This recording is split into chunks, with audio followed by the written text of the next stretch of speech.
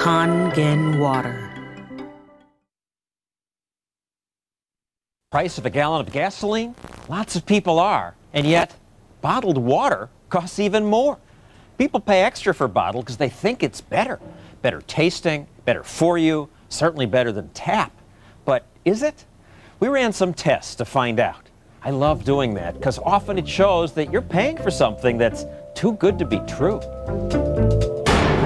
It's perfect. It's Perrier. It all started when a French company somehow convinced people it's cool to buy bottled water.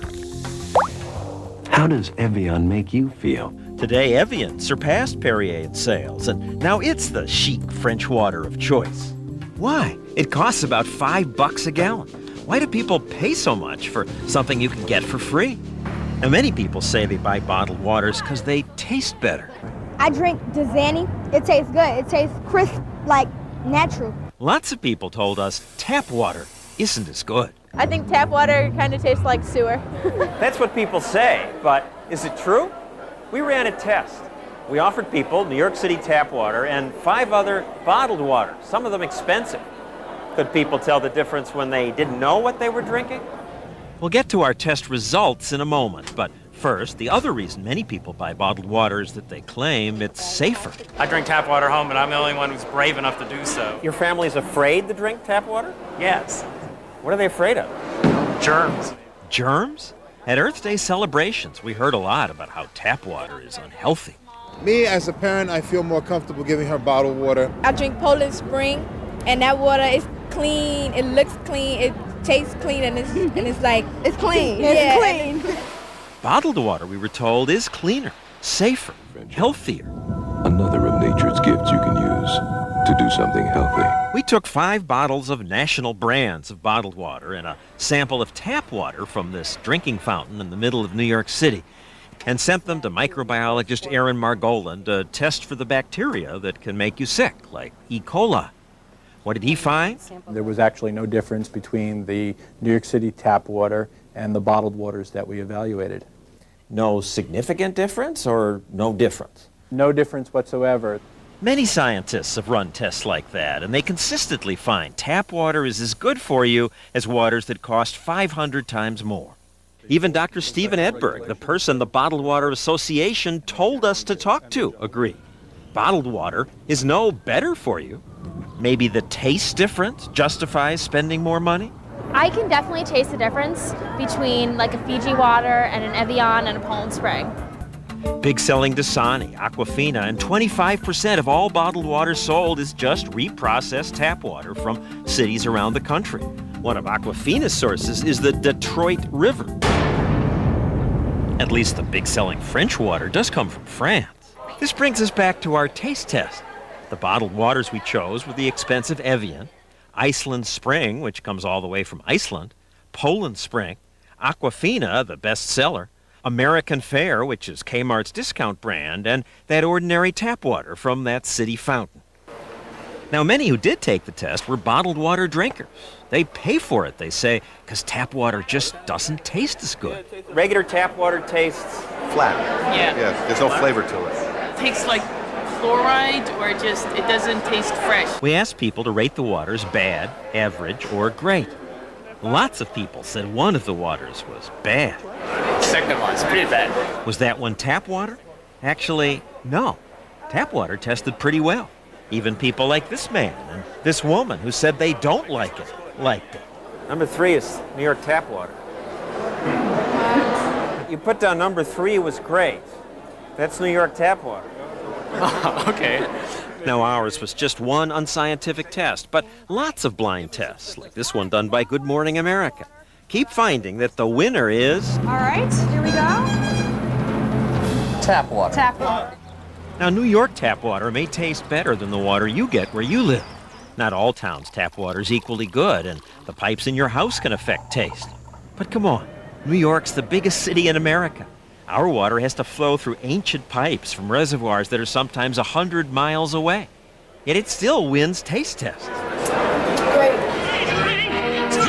I suspect lots of people who buy the fancy waters are getting suckered by the ads or the labels. Satirist Penn and Teller demonstrated that in their TV show on the cable network Showtime. when they went to a trendy California restaurant and... Instead of a wine steward, we created the world's first water steward. But this is how the water steward got the water, which he put in bottles with fancy labels. And sure enough, most of the unsuspecting diners loved their elegant waters. How would you compare it to tap water? Oh, yeah, definitely better than tap water. In our test of what people said was great water, surprise, the cheapest bottled water won. American Fare from Kmart. Big seller Aquafina came in second. This woman who buys it thought she recognized it. You think you picked it out? I think it was 6. You're right. Yeah. I'm really proud. Third place on our test was a tie between Iceland Spring, expensive bottled water shipped thousands of miles, and the ordinary tap water. Come here and you can get it free. Fifth place went to Poland Spring.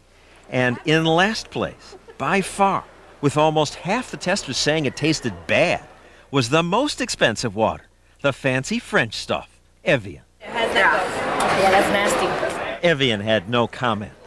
But bottom line, if you buy bottled water because you think it's healthier than tap, test after test shows no evidence of that. And if you buy fancy brands because you think they taste better, you're probably just buying the hype. American Morning, the most news in the morning, period. Weekdays 6 Eastern. Really, whether you need it or not, it's a virtual medicine cabinet in your tap water if you live in many, many areas across the country. There's a scary new report out today. The Associated Press did a big amount of research on this, and the findings show that there were traces of prescription drugs in the water supply used by 41 million Americans in some of the biggest cities in the U.S. The list includes over-the-counter pain medication, mood stabilizers, even hormones. CNN's Elizabeth Cohen joins us now from the Medical Update Desk in Atlanta. First, explain where they found it and what it is that they found, Elizabeth. Well, the Associated Press, Karen, they spent 5 months investigating this, and they looked at various municipal water supplies. Not all of them keep track of whether or not they're pharmaceuticals, but the ones that do, they all had traces of various medicines. And I'm going to give you a list. This will give you some idea of the kinds of things that they found. For example, in Atlanta, where I am right now, they found that the water contained traces of antibiotics, blood pressure drugs. In Cincinnati, cholesterol drugs, they found a trace of one of those, and estrogen that women sometimes take for medicinal reasons. And in New York City, they found a trace of a seizure drug and an anti-anxiety drug. Now, to give you sort of the big picture, how many drugs did they find in the drinking water? In Philadelphia, they found trace amounts of 56 different drugs. In New York City, they found traces of 16 drugs, and in northern New Jersey, 13 drugs. Now, these are teeny, tiny amounts. That's really important to say right up front. It's also important to say that no one really knows what effect this has on our health, because really they're kind of just reporting this for the first time. But the Associated Press went to the EPA, the Environmental Protection Agency, and said, you know, what's up here? What's going on? And I'll read you the EPA's response. The response is, we're taking it very seriously. We recognize there's a growing concern about the presence of pharmaceuticals in our water. We're evaluating the potential health effects of contaminants at low levels when they occur and how best to remove them. Now, I'm sure the question that right now is on everyone's mind is, how in the world did drugs get into our drinking water? Well, it's not very pretty, and I'll give you the sort of sanitized version. We all take drugs, and our body does not absorb 100% of everything. Some of it passes through our body, ends up in sewage. Sewage is then treated and ends up back in the water system. Karen? Right, and I think a lot of the questions also, because it's an incomplete picture, I guess, to say, okay, so Philadelphia has caffeine and this one has this one. It's because some municipalities don't do any testing. Some only test for certain compounds. And so you're not really necessarily getting a complete picture. But the other question is, what do you do with that information? Is there any way that you can find out how detrimental it may be? And also, is there any way you can avoid ingesting it if you find yourself concerned? You really asked a couple of different great questions here, so let me take them apart. First of all, if you want to know what's in your water, you can certainly go to your water system and ask. But as you said, not everyone tests for everything. In fact, some people don't test for much at all, so you may not be getting a full answer. And as far as what it means for your health, that is very difficult to know because people really haven't done studies on what these trace amounts mean for our bodies. It's tough to know. So, of course, the next question is, well, what about bottled water? Well, I hate to sound so pessimistic here. Bottled water often just is repackaged tap water. And that doesn't help us much at all either. Or even sometimes if it's spring water, it could still possibly contain these trace amounts. Humans basically have an impact everywhere, and those filters at home, they are not sensitive enough to get rid of the pharmaceuticals. Yeah, we actually brought it, our American morning water purification. I guess this does us no good either, Elizabeth. So, you know, we are going to be asking about this throughout the morning, how concerned people are. Again, you don't really necessarily know. You're talking about trace amounts, and they haven't done a ton of research on exactly what that means for us long term. But fascinating nonetheless, and a great investigation.